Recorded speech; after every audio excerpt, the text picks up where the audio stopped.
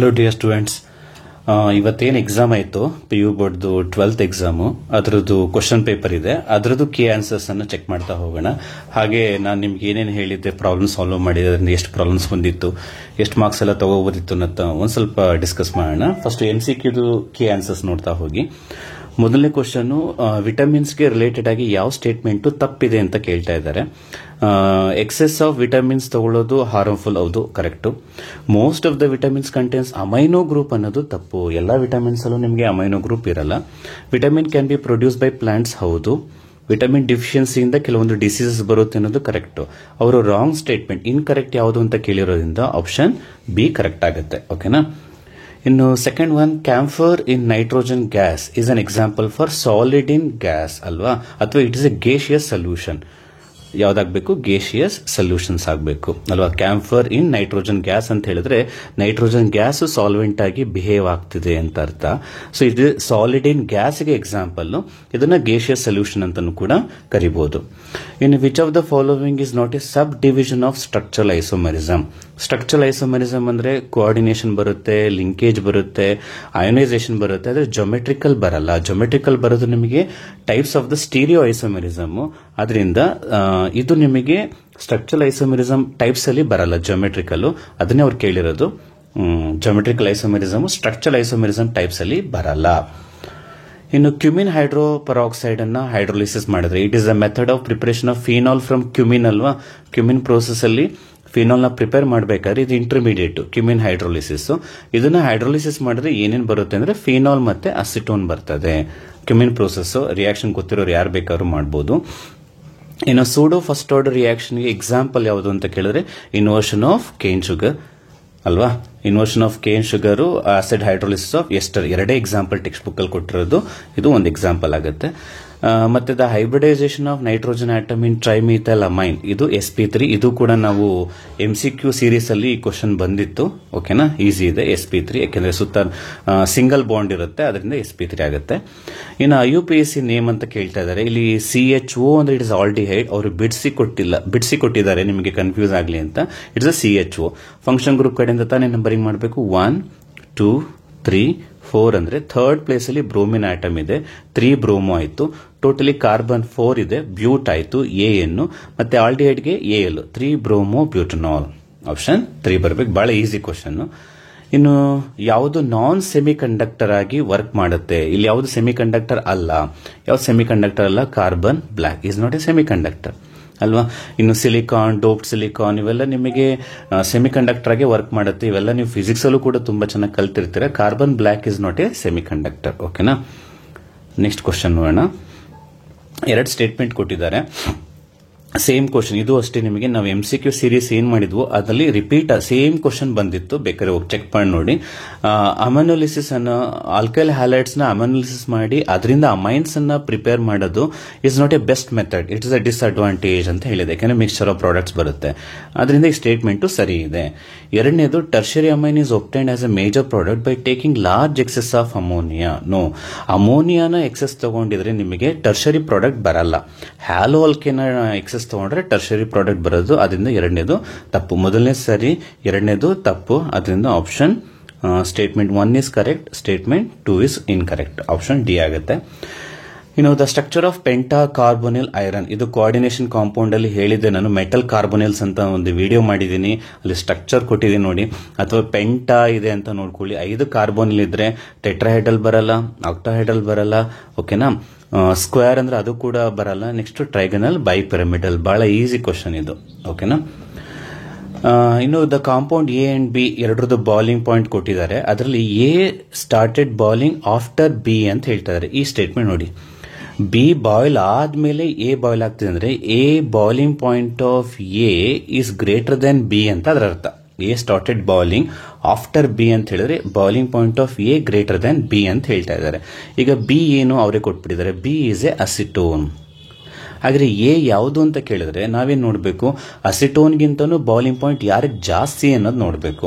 Acetone ಅಂದ್ರೆ ಏನು? Ketone ಅಲ್ವಾ. ಪ್ರೊಪನಾಲ್ ಅಂದ್ರೆ ಏನಪ್ಪಾ? ಆಲ್ಡಿಹೈಡ್ಸ್. ಮೆಥಾಕ್ಸಿ ಈಥೇನ್ ಅಂದ್ರೆ ಈಥರ್.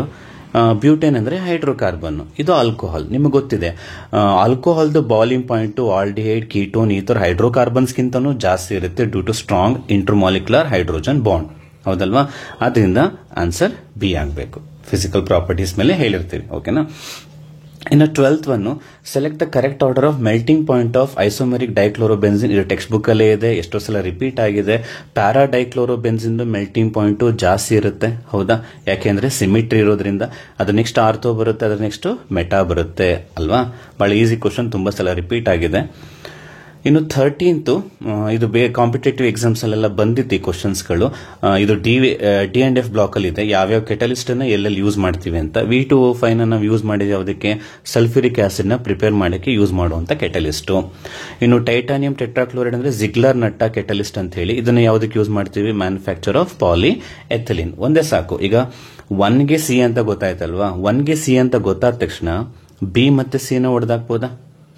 ಇನ್ನು ಉಳಿದಿದ್ದು ಎ ಮತ್ತೆ ಬಿ ನಲ್ಲಿ. ಎ ಮತ್ತೆ ಬಿ ನಲ್ಲಿ 2 ಗೊತ್ತಾದ್ರೆ ಸಾಕಲ್ವಾ ನಮಗೆ? ಈಗ 2ಗೆ ಡಿ ಅಂತ ಗೊತ್ತಾದ್ಮೇಲೆ ಈಸಿಯಾಗಿ ನೀವು ಟಿಕ್ ಮಾಡಬಹುದು ಎ. ಅರ್ಥ ಆಯ್ತಾ? ಇನ್ನು 14th, ಇದು ಅಷ್ಟೇ, ಕೆಮಿಕಲ್ ಕೈನೆಟಿಕ್ಸ್ ಅಲ್ಲಿ ನಿಮಗೆ ಕೆಟಲಿಸ್ಟ್ ಎಫೆಕ್ಟ್ ಕೇಳ್ತಾ ಇದೆ. ಕೆಟಲಿಸ್ಟ್ ಹೇಗೆ rate of the reaction fast ಮಾಡುತ್ತೆ ಅಂತ ಕೇಳಿದಾಗ ಅಲ್ಲಿ ಒಂದು ಸೆಂಟೆನ್ಸ್ ಬರುತ್ತೆ, it provides alternative path by reducing the activation energy. ಹೀಗೆ ಇದೆ ಲೈನ್. ಜಸ್ಟ್ ಆ ಲೈನ್ ಯಥಾವತ್ ಹಾಗೆ ಕೊಟ್ಟಿದ್ದಾರೆ ಕಣ್ರಪ್ಪ. ಯಾರ್ಯಾರು ಎಫೆಕ್ಟ್ ಆಫ್ ಕೆಟಲಿಸ್ಟ್ ಅನ್ನು ಓದಿರ್ತಾರೋ ಅವ್ರು ಈಸಿಯಾಗಿ ಇದನ್ನ ಆನ್ಸರ್ ಮಾಡಬಹುದು. ಓಕೆನಾ? Next question, the sufficient amount of 2-methyl propane toluol heated with 20% phosphoric acid. But ಸ್ವಲ್ಪ ಕೆಲವರು ನಿಧಾನವಾಗಿ ಯೋಚನೆ ಮಾಡಬೇಕು ಆನ್ಸರ್ ಇದು. ಏನಿಲ್ಲ, 2-methyl propane toluol ಸ್ಟ್ರಕ್ಚರ್ ಬರ್ಕೊಳ್ಳಿ. ಈಗ ಪ್ರೋಪ್ ಅಂದ್ರೆ 3 ಕಾರ್ಬನ್, 1 2 3. 2-methyl ಅಂದ್ರೆ ಸೆಕೆಂಡ್ ಪ್ಲೇಸ್ ಅಲ್ಲಿ ಮೀಥಲ್ ಹಾಕೋಣ ಅಂಡ್ ಸೆಕೆಂಡ್ ಪ್ಲೇಸ್ ಅಲ್ಲಿ OH ಹಾಕೋಣ ಅಲ್ವಾ? That is the meaning of 2-methyl 2-propanol ಅಲ್ಲ, ಸಾರಿ 2-methyl 2-propanol. ಸರಿನಾ? ಇದಕ್ಕೆ ಆಸಿಡ್ ಹಾಕಿದ್ರೆ ಏನಾಗುತ್ತಪ್ಪ? ಡಿಹೈಡ್ರೇಷನ್ ಆಗುತ್ತೆ. ಡಿಹೈಡ್ರೇಷನ್ ಅಂದ್ರೆ ಏನು? OH ನ ತೆಗಿಬೇಕಾ? ಮತ್ತೆ ಇಲ್ಲಿ ನಿಮಗೆ H ಇಲ್ಲ, ಸೊ ಇಲ್ಲಿ ನೆಕ್ಸ್ಟ್ ಇದು ಆಲ್ಫಾ. ಓಕೆ, ಇದು ಆಲ್ಫಾ, ಇದು ಬೀಟಾ. ಆಲ್ಫಾ ಪ್ಲೇಸ್ ಇಂದ OH ನ ತೆಗಿತಾರೆ, ಬೀಟಾ ಪ್ಲೇಸ್ ಇಂದ H ನ ತೆಗಿತಾರೆ. ವಾಟರ್ ಎಲಿಮಿನೇಟ್ ಆಗ್ಬಿಟ್ಟು ಇಲ್ಲಿ ಡಬಲ್ ಬಾಂಡ್ ಬರುತ್ತೆ, ಇಲ್ಲಿ CH3 ಹೀಗೆ ಇರುತ್ತೆ. ಹೌದಾ? ಅದೇ ರೀತಿ ಇನ್ನೊಂದೇನು ಕೊಟ್ಟರು? Tertiary butyl alcohol. Tertiary butyl alcohol ಅಂದ್ರೆ ಹೀಗೆ ತಾನೇ ಬರೀತೀವಿ ನಾವು, CH3 CH3 CH3 OH. Again ಇದು ಡಿಹೈಡ್ರೇಷನ್ ಆಗ್ತಾ ಇದೆ. ಕಾಪರ್ ಅಟ್ 573 ಕೆಲ್ವಿನ್ ಡಿಹೈಡ್ರೇಷನ್ ಆದ್ರೆ ಅವರೇ ಹೇಳ್ತಾ ಇದ್ದಾರೆ ಡಿಹೈಡ್ರೇಷನ್ ಅಂದ್ರೆ ಇಲ್ಲೂ ವಾಟರ್ ತೆಗಿಯಪ್ಪ, ಇಲ್ಲಿಂದ OH ತೆಗೀರಿ, ಇಲ್ಲಿಂದ ಒಂದು H ಅನ್ನ ತೆಗೆಯೋಣ ಇದರಿಂದ.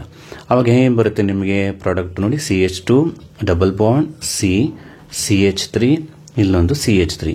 ಈಗ ಇವೆರಡು ಕಾಂಪೌಂಡ್ ಸ್ಟ್ರಕ್ಚರ್ನ ಅಬ್ಸರ್ವ್ ಮಾಡಿ ನೋಡಿ. ಇದು ಮತ್ತೆ ಇದು ಎರಡು ಸೇಮ್ ಬರುತ್ತಲ್ವಾ? ಇದು ಬೇಕಾದ್ರೆ ಬಿಡಿಸಿ ಬರ್ಕೊಳ್ಳಿ, ನಿಮಗೆ ಗೊತ್ತಾಗಲ್ಲ ಅಂದ್ರೆ. CH3 C double bond CH2, ಇಲ್ಲಿ ಸಿಂಗಲ್ CH3.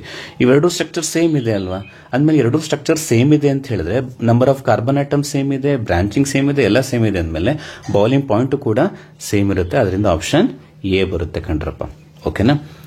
ಇನ್ನು ಫಿಲ್ ಇನ್ ದ ಬ್ಲಾಂಕ್ಸ್ ನೋಡೋಣ.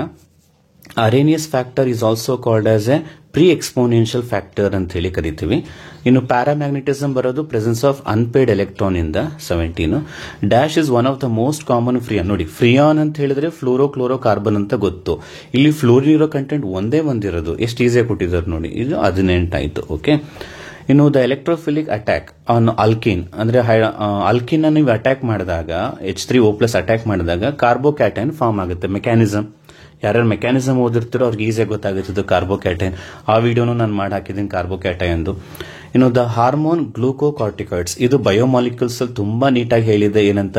ಗ್ಲೂಕೋಕಾರ್ಟಿಕಾಯ್ಡ್ ಅನ್ನೋದು ಒಂದು ಹಾರ್ಮೋನು. ಇದು ಏನ್ ಮಾಡುತ್ತೆ ಅಂತ ನೆನ್ಪಿಟ್ಕೊಳ್ಳಕ್ಕೆ ಇಲ್ಲೇ ಇದೆ ಆನ್ಸರ್. ಗ್ಲೂಕೋ ಅಂದ್ರೆ ಗ್ಲೂಕೋಸ್ ನ ಮೆಟಾಬಾಲಿಸಮ್ ಮಾಡುತ್ತೆ. Glucose is nothing but carbohydrate. 20th ಅಲ್ವಾ? ಎಷ್ಟು ಈಸಿ ಇದೆ. ಸೊ ಅದರಿಂದ ಫಿಲ್ ಇನ್ ದ ಬ್ಲಾಂಕ್ಸ್ ಅಂತ ತುಂಬಾ ಈಸಿ ಇದೆ, ಎಲ್ಲರೂ ಕೂಡ ಆನ್ಸರ್ ಮಾಡಬಹುದಿತ್ತು.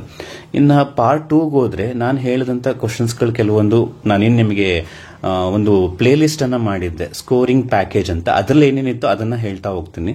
ಸ್ಕೋರಿಂಗ್ ಪ್ಯಾಕೇಜ್ ಅಲ್ಲಿ ವುಡ್ಸ್ ರಿಯಾಕ್ಷನ್ ಹೇಳಿದ್ದೀನಿ, ಮಾಡಬಹುದಿತ್ತು. ಮತ್ತೆ non essential amino acids, optically biomolecules ನ ಹೇಳಿದೆ. ಪೂರ್ತಿ ಓದ್ಕೊಳ್ಳಿ, ಈಸಿ ಇರುತ್ತೆ ಕ್ವಶನ್ ಅಂತ.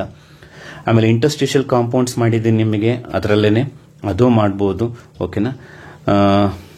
ಇದು ಫಿನಾಲ್ ನೀಟಾಗಿ ಓದಿರಬೇಕು.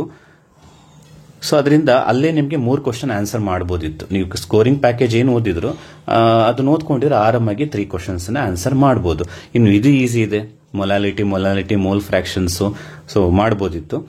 ನೆಕ್ಸ್ಟ್ ಪಾರ್ಟ್ ಸಿಗೆ ಬಂದ್ರೆ ವರ್ನರ್ಸ್ ಥಿಯರಿ ಹೇಳಿದೀನಿ. Preparation of K2 CR207 compulsory ಈಸಿಯಾಗಿ ಬಂದಿದೆ 2 ಕ್ವಶನ್. ಮತ್ತೆ ಇದು ಲ್ಯಾಂಥನೈಟ್ ಕಾಂಟ್ರಾಕ್ಷನ್ ಮತ್ತೆ differences between the lanthanides and actinides with respect to oxidation state ಕೇಳ್ತಾ ಇದ್ದಾರೆ.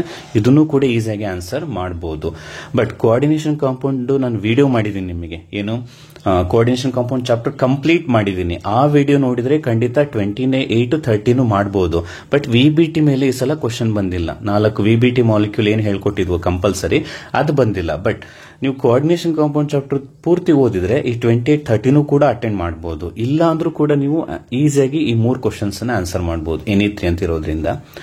ಇನ್ನು ಸ್ಕೋರಿಂಗ್ ಪ್ಯಾಕೇಜ್ ಅಲ್ಲಿ ನಿಮಗೆ 0 ಆರ್ಡರ್ ಡೆರಿವೇಶನ್ ಹೇಳ್ಕೊಟ್ಟಿದ್ದೀನಿ, ಮಾಡಬಹುದು. ಅರ್ಥ ಆಯ್ತಾ? ಆಮೇಲೆ ಇದು ಎಲೆಕ್ಟ್ರೋಕೆಮಿಸ್ಟ್ರಿಯಲ್ಲಿ ಈಸಿ ಆಗಿದೆ. ಡಯಾಗ್ರಾಮ್ ಬರೆದು ಆಫ್ ರಿಯಾಕ್ಷನ್ ಬರೆಯುವಂಥದ್ದು. ಇನ್ನು ಸೊಲ್ಯೂಷನ್ ಚಾಪ್ಟರ್ ಓದಿದ್ರೆ ಅಸಿಯೋಟ್ರೋಪ್ ಅಂದ್ರೇನು ಮತ್ತೆ ಎಕ್ಸಾಂಪಲ್ ಕೊಡಬಹುದು ನೆಗೆಟಿವ್ ಡಿವಿಯೇಷನ್ಗೆ. ಇನ್ನು secondary battery lead storage battery ಕೇಳ್ತಾ ಇದ್ದಾರೆ, ಹಾಗಂದ್ರೆ ಏನು ಮತ್ತೆ ಅದ್ರಲ್ಲಿ ನಡೆಯೋ ರಿಯಾಕ್ಷನ್ಸ್ ನ ಬರೀಬಹುದು. ಇದು ಏನಂತ ಕಷ್ಟ ಇಲ್ಲ, ಈಸಿಯಾಗಿ ನೀವು 2 ರಿಯಾಕ್ಷನ್ಸ್ ನ ಬರೀಬಹುದು. ಇನ್ನು ಆರ್ಗ್ಯಾನಿಕ್ ಕೆಮಿಸ್ಟ್ರಿ ಬಂದ್ರೆ SN2 ಮೆಕ್ಯಾನಿಸಮ್ ಹೇಳಿದ್ದೇನೆ, ಬರೀಬಹುದು. ಮತ್ತೆ ಬಯೋಮಾಲಿಕ್ಯೂಲ್ಸ್ ಪೂರ್ತಿ ನೋಡ್ಕೊಳ್ಳಿ ಅಂತ ಹೇಳಿದ್ರೆ ಎಲ್ಲಾ ಈಸಿ ಇದೆ, ಯಾವ ಕ್ವಶನ್ಸ್ ಕೂಡ ಇಲ್ಲಿ ಡಿಫಿಕಲ್ಟಿ ಇಲ್ಲ. ಅಮೈಲೋಪೆಕ್ಟಿನ್ ಡಿಫರೆನ್ಸಸ್ ಹೇಳ್ಕೊಟ್ಟಿದ್ದೀನಿ. ಮತ್ತೆ nitrogenous bases present both in RNA DNA adenine guanine cytosine ಆರಾಮಾಗಿ ಬರೀಬಹುದು. ಅಂಡ್ ಮಾಲ್ಟೋಸ್ ನ ಹೈಡ್ರಲೈಸ್ ಮಾಡುವಂತ ಎನ್ಸೈಮ್ ಯಾವುದು ಅಂದ್ರೆ ಮಾಲ್ಟೇಸ್. ನಾ ಹೇಳಿದೆ ಬಯೋಮಾಲಿಕ್ಯೂಲ್ ಈಸಿ ಇರುತ್ತೆ ಓದ್ಕೊಳ್ಳಿ ಅಂತ. ಇದೊಂದು ಕ್ವಶನ್ ಅಟೆಂಡ್ ಮಾಡಬಹುದು. ಓಕೆ, SN2 ಮೆಕ್ಯಾನಿಸಮ್ ಅಟೆಂಡ್ ಮಾಡಬಹುದು. ಮತ್ತೆ addition of HCN into aldehydes or ketone ಇದು ಕೂಡ ನಿಮಗೆ ಸ್ಕೋರಿಂಗ್ ಪ್ಯಾಕೇಜ್ ಅಲ್ಲಿ ನಾ ಹೇಳ್ಕೊಟ್ಟಿದ್ದೀನಿ. ಈ 3 ಕ್ವಶನ್ ಈಸಿಯಾಗಿ ನೀವು ಆನ್ಸರ್ ಮಾಡಬಹುದು. ಓಕೆ, ಇನ್ನು ಅಮೈನ್ಸ್ ಮತ್ತೆ ಆಲ್ಕೋಹಾಲ್ ಚಾಪ್ಟರ್ ಇಂದ ಲೂಕಾಸ್ ಟೆಸ್ಟ್ ಕೇಳಿದ್ದಾರೆ, Williamson's. It's not difficulty questions, even answer ಮಾಡಬಹುದು ಈ ಸಲ. ಇನ್ನು ನ್ಯೂಮರಿಕಲ್ಸ್ ಬಂದ್ರೆ ಮೊನ್ನೆ ನ್ಯೂಮರಿಕಲ್ಸ್ ನ ಹೇಳಿದೆ ನಿಮಗೆ, ಹೆದರ್ಕೋಬೇಡಿ ಅಂತ. ನೋಡಿ ನ್ಯೂಮರಿಕಲ್ಸ್ ತುಂಬಾ ಟಫ್ ಆಗಿ ಏನ್ ಬಂದಿಲ್ಲ ನಿಮಗೆ, ಹೌದಾ? ಈಗ ಮೊದಲನೇ ನ್ಯೂಮರಿಕಲ್ ನೋಡಿ, ಫಸ್ಟ್ ಆರ್ಡರ್ ಮೇಲೆ ಇದೆಯಾ? ಫಸ್ಟ್ ಆರ್ಡರ್ ಮೇಲೆ ನಿಮಗೆ ಇನಿಷಿಯಲ್ ಕಾನ್ಸಂಟ್ರೇಷನ್ ಕೊಟ್ಟಿದ್ದಾರೆ R0, ಆಫ್ಟರ್ R ಕೊಟ್ಟಿದ್ದಾರೆ, R0 ಕೊಟ್ಟಿದ್ದಾರೆ, R ಕೊಟ್ಟಿದ್ದಾರೆ, T ಕೊಟ್ಟಿದ್ದಾರೆ, K ಫೈಂಡ್ ಔಟ್ ಮಾಡೋದು direct question. 2.303 by T into log of R0 by R. Simple. Next osmotic pressure ಕೇಳ್ತಾ ಇದ್ದಾರೆ. ಇದು ನಾನು ಹೇಳಿದ್ದೆ ನಿಮಗೆ ಕಾಲಿಗೇಟಿವ್ ಪ್ರಾಪರ್ಟಿ ಏನಂತ ಹೇಳಿದೆ, MB/WB RT divided by πV. ML ಇರೋದ್ರಿಂದ 1000 ಹಾಕೋಣ. ನಾನೇನಂತ ಹೇಳಿದ್ದೆ, ಈ ಫಾರ್ಮುಲಾದ ಮೇಲೆ ಬರುತ್ತೆ, ಆದ್ರೆ MBನೇ ಕೇಳಬೇಕು ಅಂತೇನಿಲ್ಲ. ಇದರಲ್ಲಿ ಯಾವ ಟರ್ಮ್ ಬೇಕಾದ್ರೂ ಕೇಳ್ಬೋದು, ಅವಾಗ ರೀಅರೇಂಜ್ ಮಾಡ್ಕೊಳ್ಳಿ ಅಂತ ಹೇಳಿದ್ದೆ, ಹೌದಾ? ಎಲ್ಲ ಅವರೇ ಕೊಟ್ಟಿದಾರಲ್ವೇನ್ರಪ್ಪ. ಪೈ ಮಾತ್ರ ಕೇಳ್ತಾ ಇದ್ದಾರೆ, ಪೈನ ಈ ಕಡೆ ತಗೊಳ್ಳಿ, MB ಕಡೆ ನೋಡಿ, MBನೂ ಕೊಟ್ಟಿದ್ದಾರೆ ಮೋಲಾರ್ ಮಾಸ್. ಇಷ್ಟು ಈಸಿಯಾಗಿ ಕೇಳಕ್ಕೆ ಆಗೋದಿಲ್ಲ, ಇದು ತುಂಬಾ ಟಫ್ ಕೇಳ್ಬಿಡ್ತಾರೆ ಹಾಗೆ ಹೀಗೆ ಅಂತಿದ್ರಿ. ನೋಡಿ ಎಷ್ಟು ಈಸಿ ಇದೆ, 2 ಲೆಕ್ಕ ಮಾಡಬಹುದಾ? ಬಟ್ ನೀವು ಆನ್ಸರ್ ಮಾಡಬೇಕಾದ್ರೆ 3 ಕ್ವಶನ್. ಎಲೆಕ್ಟ್ರೋಕೆಮಿಸ್ಟ್ರಿ ಹೇಳಿದ್ದೆ, ಗಿಬ್ಸ್ ಫ್ರೀ ಎನರ್ಜಿ ಒಂದು ಲೆಕ್ಕ ಇತ್ತು, ನೆನಪಿದೆಯಾ? ಡೆಲ್ಟಾ G0 K ಎರಡೂ ಕೇಳ್ಬಿಟ್ಟಿದ್ರು ಮಾಡಲ್ ಪೇಪರ್. ನಾ ಹೇಳಿದೆ ಡೆಲ್ಟಾ G0 ಅಥವಾ ಈಕ್ವಲಿಬ್ರಿಯಂ ಕಾನ್ಸ್ಟೆಂಟ್ ಎರಡರಲ್ಲಿ ಒಂದು ಕೇಳ್ತಾರೆ ಅಂತ. ಡೆಲ್ಟಾ G0 ಕೇಳಿದ್ದಾರೆ, ಎಷ್ಟು ಈಸಿ ಕ್ವಶನ್ ನೋಡಿ. ಇದನ್ನು ಈಸಿಯಾಗಿ ನೀವು ಆನ್ಸರ್ ಮಾಡಬಹುದು. 3 ಲೆಕ್ಕ ಆಯ್ತಾ? ಆಮೇಲೆ ಇದು ಕೊಟ್ಟಿದ್ದೆ ಕೆಮಿಕಲ್ ಯಾವುದು ಸೊಲ್ಯೂಷನ್ ಚಾಪ್ಟರ್, ಏನು total pressure is equal to ಅಲ್ವಾ, total pressure is equal to PA/XA plus PB/XB ಅಂತ ಹೇಳಿದ್ದೆ. ಅಲ್ಲಿ ಹೇಳಿದ್ದೆ ನಾನು ಏನಂತ, ಇದರಲ್ಲಿ ಯಾವ್ದಾದ್ರು ಒಂದು ಟರ್ಮ್ ಅನ್ನ ಕೇಳಬಹುದು. ನಾನು ಟೋಟಲ್ ಪ್ರೆಷರ್ ಕಂಡಿಡಿಯೋದು ಹೇಳ್ಕೊಟ್ಟಿದ್ದೆ, ಅದೇ ಕೇಳಬೇಕು ಅಂತೇನಿಲ್ಲ, ಬೇರೆ ಏನ್ ಬೇಕಾದ್ರೂ ಕೇಳಬಹುದು ಅಂತ. ಈ ಲೆಕ್ಕದಲ್ಲಿ ಏನ್ ಮಾಡಿದ್ದಾರೆ, ಟೋಟಲ್ ಪ್ರೆಷರ್ P ಕೊಟ್ಟಿದ್ದಾರೆ, PA ಕೊಟ್ಟಿದ್ದಾರೆ, PB ಕೊಟ್ಟಿದ್ದಾರೆ. ನೀವೇನ್ ಮಾಡಬೇಕು, XA XB ಕಂಡುಹಿಡಿಯಬೇಕಂತೆ. ಸರ್ ಅದನ್ನ ಹೆಂಗ್ ಸರ್ ಮಾಡೋದು ಅಂತ ಹೇಳಿದ್ರೆ, ನೀವೇನ್ ಮಾಡಬೇಕು, ಈ XA ಅಥವಾ XB ಯಾವ್ದಾದ್ರು ಒಂದನ್ನ, ಈಗ XA ನಾನು 1 - XB ಅಂತ ಬರ್ಕೊಂಡು ಅದನ್ನ XB ಫಾರ್ಮ್ ತಗೋಬೇಕು. XB ಫಾರ್ಮ್ ತಗೊಂಡು ಸಾಲ್ವ್ ಮಾಡಿ, ಆಮೇಲೆ ನಿಮಗೆ XB ಸಿಗುತ್ತೆ. XB ಏನ್ ಮಾಡಿ 1 - XB ಮಾಡಿ XA ಸಿಗುತ್ತೆ ಮತ್ತೆ ನಿಮಗೆ. ಅಂದ್ರೆ ಈ formula XA plus XB is equal to 1. First ಏನ್ ಮಾಡಿ, XA ಜಾಗದಲ್ಲಿ 1 - XB ಹಾಕೊಂಡ್ಬಿಡಿ, ನಿಮ್ಗೆ ಏನ್ ಸಿಗುತ್ತೆ ಆನ್ಸರ್, XB ಸಿಗುತ್ತೆ. ಬಂದಿದೆ XB ಏನ್ ಮಾಡಿ ಮತ್ತೆ 1 ಇಂದ ಮೈನಸ್ ಮಾಡಿ XA ಸಿಗುತ್ತೆ. ಈಸಿನಾ? ಆಮೇಲೆ 45 ಇದು ಅಷ್ಟೇ ಡೈರೆಕ್ಟ್ ಕ್ವಶನ್. ಆಕ್ಟಿವೇಶನ್ ಎನರ್ಜಿ ಮೇಲೆ K1 ಕೊಟ್ಟಿದ್ದಾರೆ, K2 ಕೊಟ್ಟಿದ್ದಾರೆ, T1 ಕೊಟ್ಟಿದ್ದಾರೆ, T2 EA ಕಂಡುಹಿಡಿಯಬೇಕು. Very easy. ಇದನ್ನು ಲೆಕ್ಕಗಳು ಮಾಡಿದೀನಿ ನಾನು, ಇದೇ ತರ ಮಾಡಿದೀನಿ, ನೋಡ್ಕೊಳ್ಳಿ. ಇನ್ನು ಎಲೆಕ್ಟ್ರೋಕೆಮಿಸ್ಟ್ರಿಯಿಂದ conductive mole per litre concentration ಅಂತ ಹೇಳಿದ್ದೆ, ಕಂಡಕ್ಟಿವಿಟಿ ಅಂದ್ರೆ ಕಾಪಾ ಕೊಟ್ಟಿದ್ದಾರೆ, ನೀವೇನ್ ಕಂಡುಹಿಡಿಬೇಕಂತೆ ಲ್ಯಾಂಬ್ಡಾ ಎಂ ನಾಟ್ ಕೂಡ ಕೊಟ್ಟಿದ್ದಾರೆ, it is a lambda M naught. Dissociation constant ಕಂಡುಹಿಡಿಬೇಕಂತೆ. ಡಿಸೋಸಿಯೇಷನ್ ಕಾನ್ಸ್ಟೆಂಟ್ ಗೆ ಫಾರ್ಮುಲಾ ಏನು, K is equal to C alpha square by 1 minus alpha.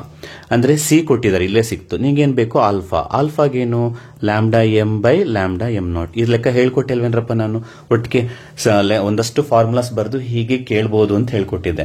So ನಾನು ಜಸ್ಟ್ ಈಗ 3 days ಹಿಂದೆ ಮಾಡಿರೋ ನ್ಯೂಮರಿಕಲ್ಸ್ ನೋಡ್ಕೊಂಡಿದ್ರು ಕೂಡ ನೀವು 3 ಅಟೆಂಡ್ ಮಾಡಬೇಕು. ಆಕ್ಚುಲಿ ಇಲ್ಲೆಲ್ಲ ಅಟೆಂಡ್ ಮಾಡಬಹುದು. ಮೇ ಬಿ ನಿಮಗೆ 43 ಒಂದ್ ಸ್ವಲ್ಪ ನಿಮಗೆ 43 ಅಲ್ಲ ಸಾರಿ ಅದು 44 ಆ ಎಕ್ಸ್ ಬಿನ ಸಾಲ್ವ್ ಮಾಡ್ಕೊಳ್ಳೋದು ಕೆಲವ್ರಿಗೆ ಗೊತ್ತಾಗದೇ ಇರಬಹುದು. Otherwise you can solve all the problems very easily.